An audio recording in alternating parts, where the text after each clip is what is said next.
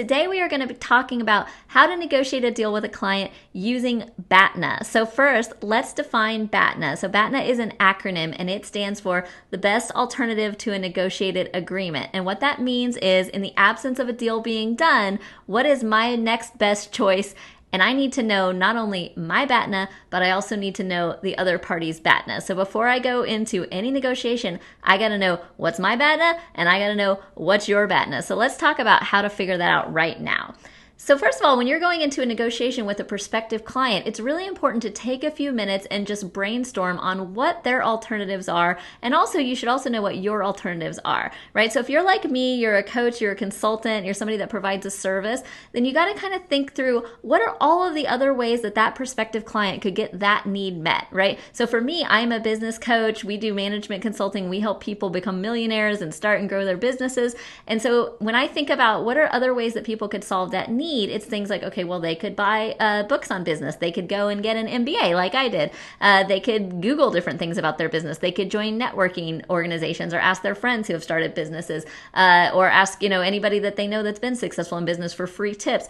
Or they could hire another coach, or they could hire a management consulting firm. So there's different ways that people could approach that same problem. Now, I got to think about what is their best one. What's the best alternative? So for them, it's probably something like hiring another really qualified coach, right? Now, for me, when I think about what are my alternatives to that deal, because this is how I make a living, well, there's lots of other ways that I could make money, right? I could mow lawns, I could babysit, I could walk dogs, I could drive for Uber, I could get a regular job doing all kinds of things, or I could continue to do this and I could find another client, right? So my best alternative to a negotiated agreement with that prospective client probably looks like finding another client, right? So their BATNA is to find another coach. My BATNA is to find another client. Now, I work specifically with queer entrepreneurs, and I'm a queer entrepreneur myself. I now have years of experience doing this and helping queer people grow their businesses and become millionaires and multimillionaires. So now when somebody is a queer entrepreneur looking for a business coach, their alternative looks like probably like a coach who doesn't understand the queer experience or doesn't come from the community, right? So their alternative has gotten a little bit worse.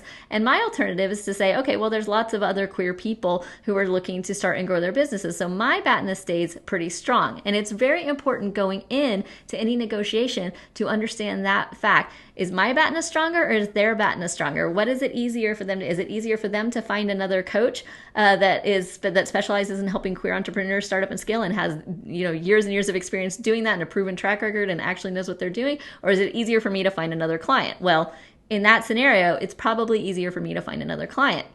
And that is awesome for me going into that conversation because it takes all of the pressure off of me completely, and I don't have to try to sell anything. This is great. And this is not a video about sales, but this is one of the amazing secrets to sales, is to not be trying to sell anything when you're having what would be normally considered a sales conversation. When I know that my BATNA is much stronger than the other person's BATNA, then I don't really have to try to sell anything, right? That kind of sells itself because, they don't really have a lot of other places to go. And I have lots of other places to go, so I don't have to come with any desperation or any kind of high pressure energy or anything like that. I can just say, hey, you need help? Do you want help? I'm here to help you if you want it. Or if you don't, okay, that's fine. That's fine too. We can be good friends and goodbye, right? So you can apply the same thinking into any negotiation that you're going into. If you think about, buying a car, that's the classic negotiation everybody thinks about. Now, if you go in and there's one very specific model of car that you want, and you want the red one, and there's only one red one in the entire city, and you'd have to drive to a different state to get the red one, and you walk into that dealership and they've got that car sitting on the floor. Well, their BATNA is probably higher than yours. It's probably better because there's probably a lot more people that want that one car than there are models of that one car. So they've got the only one. Now they can charge you a lot of money for it. Whereas if you're going in with a car that you already like and you don't even know if you want to buy a car today and you're just kind of looking around and there's tons of cars that would make you happy and there's lots of cars at every dealership, well then, you're probably in a power position because there's a lot more cars that you could have, that you could go and buy than there are customers for that one salesperson in that 1 hour of that one day. So now you're in a better negotiating position. So why is this relevant? Well, it's very important for us to know who's in the power position before we go into a specific negotiation so that we can be very careful not to go into a negotiation where we're not in a good position to win. If you like Sun Tzu, like Art of War, he says don't go into a battle that you can't win.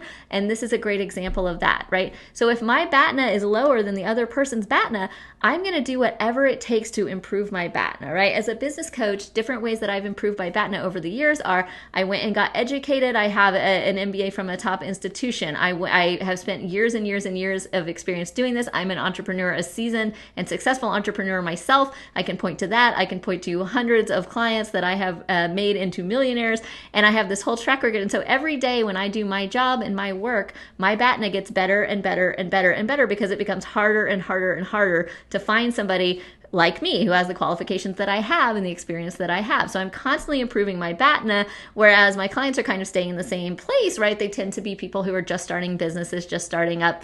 And so I'm always working to improve that. So if you do this exercise and you realize, oh my gosh, my BATNA is not as good as theirs and they're actually in the power position, it's really important to sit down and brainstorm, what can I do to improve my BATNA to make sure that I'm in a better position going into this conversation?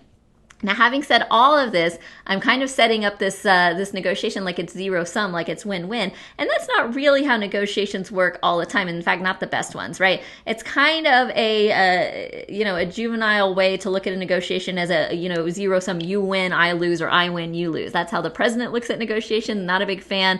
And it's mean and it doesn't really work. What really works better is to go into it, again, knowing what the positions are, but also being creative and saying, I am coming in with the intention of having a win-win deal here, right? And so how do we set up a win-win deal? And that's not just something you're saying, right? That's something you mean, because the very best negotiations result in deals where we're both happy. I got a new car and you got paid to have a new car, or you got to learn about how to make $1 million in your business and my business got some money and got paid, right? And so everybody's happy with that deal. And so sometimes that looks at like being very vulnerable and saying, here, look, here's what I need and here's what I'm hoping to gain out of this, and what do you need and what are you hoping to gain out of this, and listening and trying to come up with a solution that makes both people happy and really improves everybody's lot, right? If you think about, if we're fighting over a dozen eggs, sometimes if we talk enough, we realize you wanted the yolks and I wanted the shells, and we could have just both had what we wanted the whole time, but we didn't take the time to really talk to each other about why we wanted those eggs or what we wanted. So I just want to leave that with you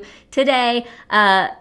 Try this. Use BATNA in your life. Let me know. Put in the comments below if you use BATNA, or if you are going out and using BATNA after watching this. I would love to hear how it works for you and how this has helped you think about these types of things differently. Listen, if you like this video today, go ahead and hit the subscribe button right here.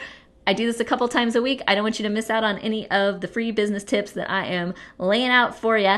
And also, I have something brand new for you guys, just for queer entrepreneurs. It is a training on how to survive and thrive in these crazy economic times. So just click the link in the description below and you can check that out.